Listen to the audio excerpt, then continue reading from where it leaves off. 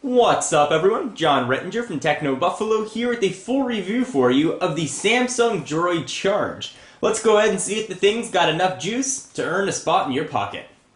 That was a bad charge joke. Be prepared for those.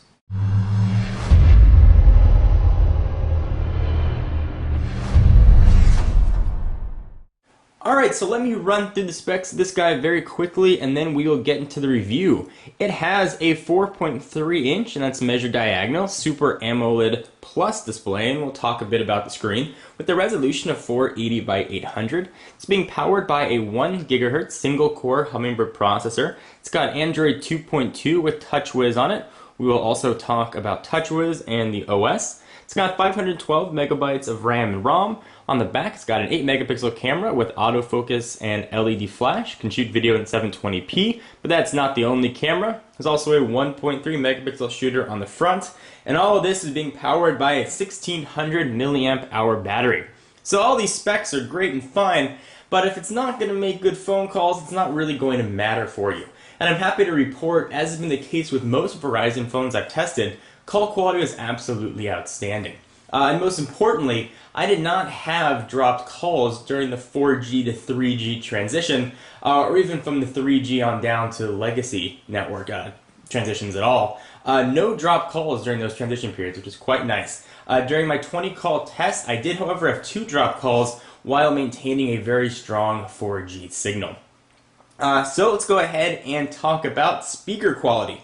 I use speakerphone quite a bit, I'm guessing you do as well, and I'm also going to take this as an opportunity to show you whether or not, and put the debate to rest, the Droid Charge can handle voice and data at the same time. So we're going to go ahead and jump into the phone here, and we're going to call the Samsung support line.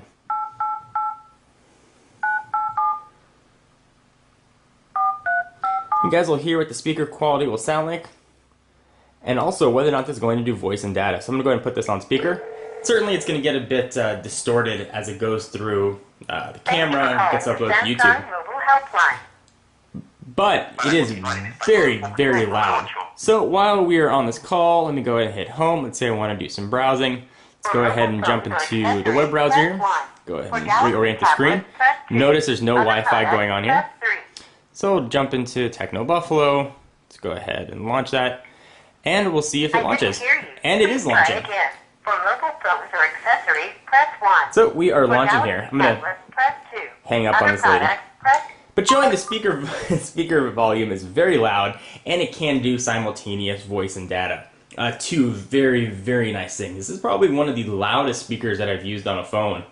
Surprisingly, and the speaker grill isn't even that big. Very little, but that hump, when it's resting, especially on the back, leaves a little bit of avenue for the noise to escape. Kind of nice.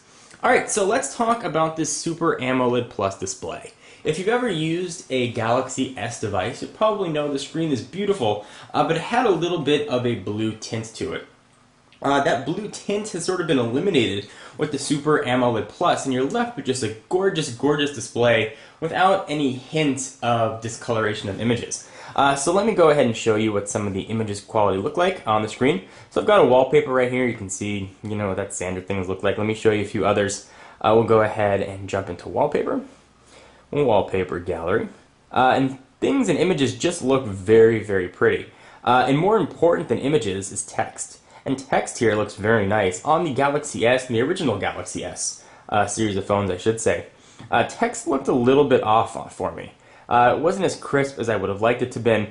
Text here is going to be very, very, very crisp, regardless of the background that you are on. So if I were to say go to a page that has a white background, we're looking at one of Techno Buffalo's infographics that we did for the iMac launch. If you're looking at a white background, that tint is gone, and you just have very, very clear, crisp, easy to read font on there. Something to keep in mind. Alright, so let's go ahead and talk a bit about TouchWiz. This is running Android 2.2 Froyo. We don't have any gingerbread action here. TouchWiz, we've seen it for quite a while. Love it or hate it, this is a newer version of TouchWiz. You got some increased functionality here. You can set your home screen and move things around. It is what it is. The applications array are sort of confined to these square icons. Some would say iOS-like. Apple would definitely say iOS-like since they are suing. but it's definitely functional and works well. Nice thing about Android, if you don't like it, there are always things like Launcher Pro out there to change the way the phone looks. I'm not the biggest fan of TouchWiz, but the Charge is one of the phones that I've used from Samsung that I could definitely live with it.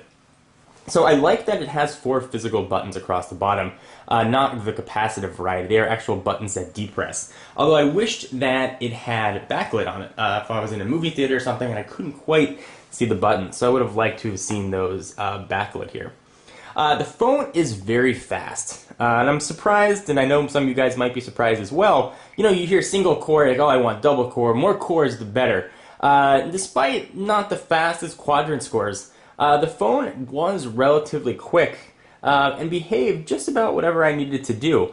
So when I was, browsing the web, or when I was, multitasking or pinching and zooming, things worked very well. So a web page here that has flash content, pinch to zoom works very well. Scrolling is smooth. The phone kept up with everything I needed to do, no problem. Moral is, don't get caught up on quadrant scores and benchmarking. Those are certainly fun things to do, but how the phone works for you is going to be most important. So you're not going to set the world on fire with a stock ROM here and a quadrant score of, under 1,000. But you are going to get a phone that's going to be very quick and able to keep up with most of the things that you're going to need to do. This is by no means a slow phone. In fact, it's one of the quicker phones that I've tested. So if you're concerned about speed, definitely don't be with the Droid Charge.